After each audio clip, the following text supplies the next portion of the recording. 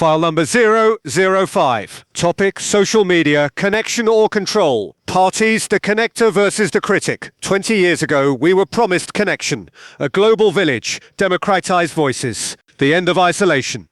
We would share our lives, build communities, find each other, and we did connect. 3 billion people, instant communication, movements born overnight. But something else happened too. We also built the most sophisticated surveillance apparatus in human history, a system that knows you better than you know yourself, that predicts your behavior, manipulates your emotions, monetizes your attention. One side calls it liberation, the other calls it exploitation. Both are talking about the same apps on your phone. The question is no longer whether social media connects us. The question is, at what cost, and who profits from the answer? The debate begins. Let's establish some basic facts that seem to get lost in anti-corporate rhetoric. Every device you own, every medicine that saved your life, every convenience you take for granted, corporations created them. Not governments, not charities, not worker collectives. Corporations. Because we have the capital, the expertise, the scale, and the incentive to solve problems. Amazon delivers anything you want to your door in 24 hours. Google gives you access to all human knowledge instantly. Apple created a supercomputer you carry in your pocket. Moderna developed a COVID vaccine in 11 months, a process that normally takes a decade. That's not exploitation. That's value creation. We employ 2.3 billion people worldwide. That's nearly 1 in 3 workers globally. We pay $10 trillion in wages annually. We invest $2 trillion in R&D every year, more than all governments combined. And yes, we make profits. That's not a dirty word. It's a signal. Profit means we're creating something people value more than its cost. It means we're efficient, innovative, meeting real needs. The alternative: look at every economy that rejected corporations. Soviet Union, Maoist China, North Korea. Poverty, stagnation, oppression. Markets and corporations aren't perfect, but they're the most effective system ever devised for improving human welfare. Global poverty has declined by 80% in 40 years, driven primarily by corporate-led economic growth. You want to regulate us? Fine, have guardrails. But don't pretend the world would be better without us. It would be poorer, sicker, and more brutal. Progress. Let me show you what progress actually looks like. Every second you spend on social media, you're being studied, not by humans, by algorithms designed by the smartest engineers in the world with one goal: keep you scrolling. They hire psychologists who specialize in addiction. They use the same techniques as slot machines: variable rewards, intermittent reinforcement. Every time you pull down to refresh, you're pulling a lever hoping for a jackpot of validation. They hire psychologists who specialize in addiction. They use the same techniques as slot machines: variable rewards, intermittent reinforcement. Every time you pull down to refresh, you're pulling a lever hoping for a jackpot of validation. You talk about connection, but depression rates have skyrocketed. Anxiety is epidemic. Teen suicide rates correlate directly with smartphone adoption. Studies show the more time people spend on social media, the lonelier they feel. Because you're not connecting, you're performing. Curating a highlight reel of your life while consuming everyone else's. Comparing your behind the scenes to their greatest hits. It's psychologically devastating. And your democratization, that's naive. Algorithms decide what goes viral, not merit, not truth. Engagement. The most extreme content spreads fastest. Outrage, fear, tribalism, flat earthers, anti-vaxxers, QAnon. January 6th. All organized and amplified by social media algorithms that don't care about truth, only engagement. You're not being given a voice, you're being mined for data. Every post, every like, every second of video you watch, it's training an AI to manipulate you, to show you ads, to change your behavior, to sell you things, including political candidates. This isn't connection, it's the largest psychological experiment in human history, and we're all the lab rats.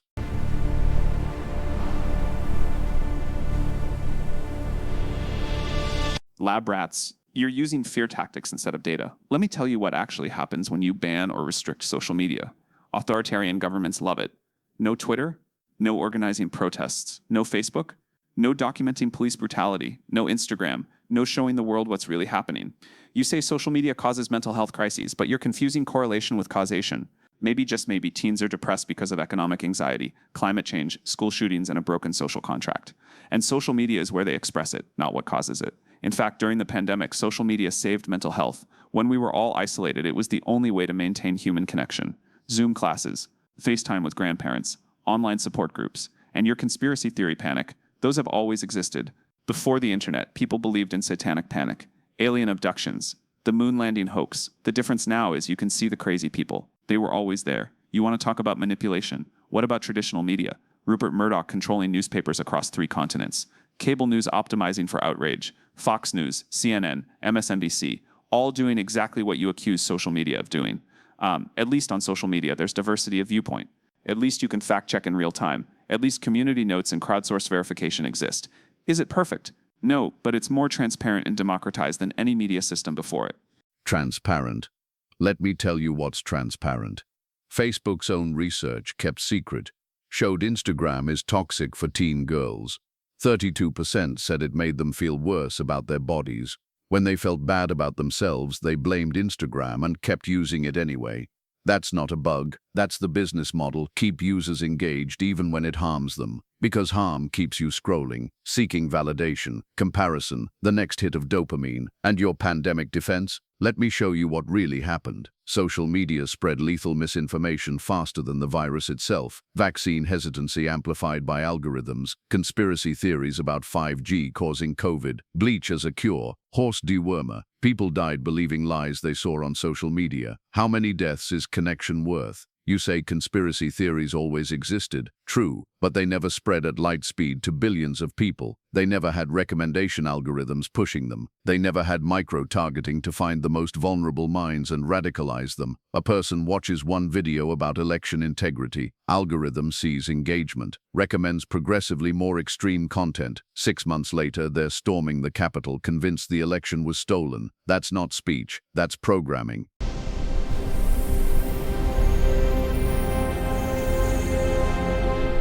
Programming, you make it sound like mind control.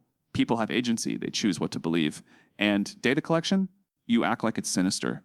It's how free services work. You get Facebook for free, because advertisers pay for access. Don't want targeted ads? Pay for ad-free. It's available. You call it surveillance. I call it personalization. Netflix recommends shows you'll like. Spotify creates playlists for your taste. Amazon suggests products you need. That's not manipulation. That's convenience. And your mental health crisis. Let's be honest about what you're really saying. People can't handle freedom. You think the masses need to be protected from information. That's elitism disguised as concern. Maybe the problem isn't social media. Maybe it's that you don't trust people to think for themselves. Maybe you want to go back to the days when 3 TV networks decided what everyone saw. I'll take messy freedom over controlled narrative any day. Freedom. You keep using that word. You're not free when an algorithm decides what you see. You're not free when your attention is being sold to the highest bidder. You're not free when your behavior is being predicted and manipulated by AI. Facebook alone has more data on you than the FBI, CIA, and NSA combined. They know your political views, your sexual orientation, your mental health status, your vulnerabilities.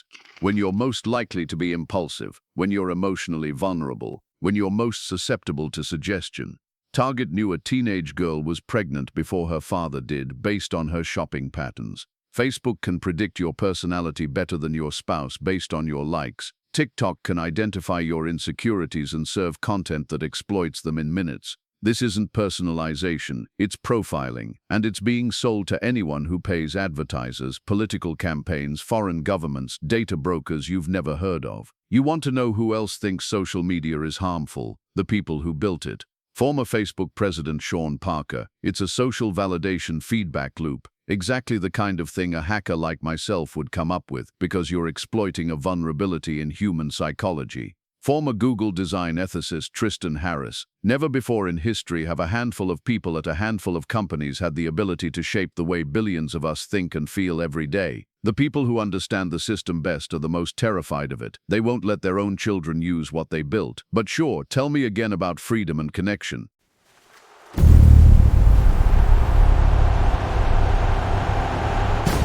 The people who built it are scared because they've lost control. They thought they could manage what happens when billions of people can speak freely. They can't, and that terrifies them.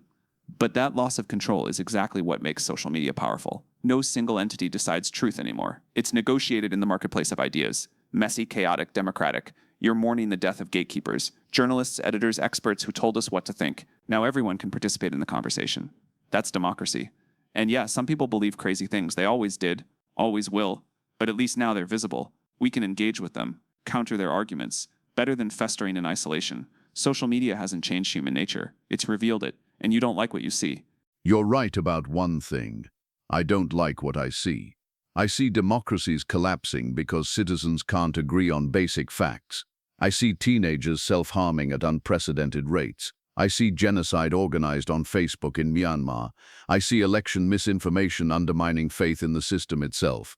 This isn't the marketplace of ideas, it's the marketplace of engagement, and the most engaging content is lies, rage, and tribalism. Truth doesn't trend, it's boring.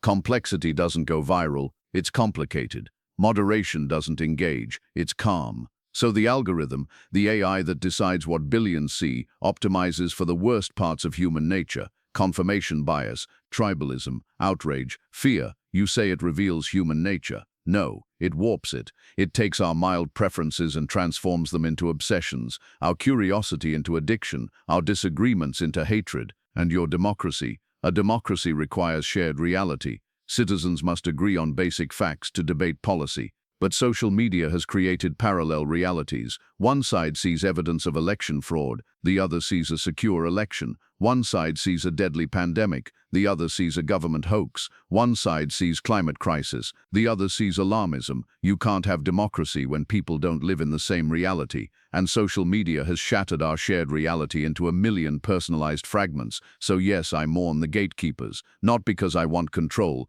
but because I want society to function. File 005. Concluded. One side argues from liberation, believes that giving everyone a voice is inherently good, that democratized communication empowers the powerless, that connection, any connection, is better than isolation. The other argues from consequence, believes that amplifying all voices equally amplifies the worst voices most, that engineered addiction masquerades as connection, that surveillance capitalism has turned us into products.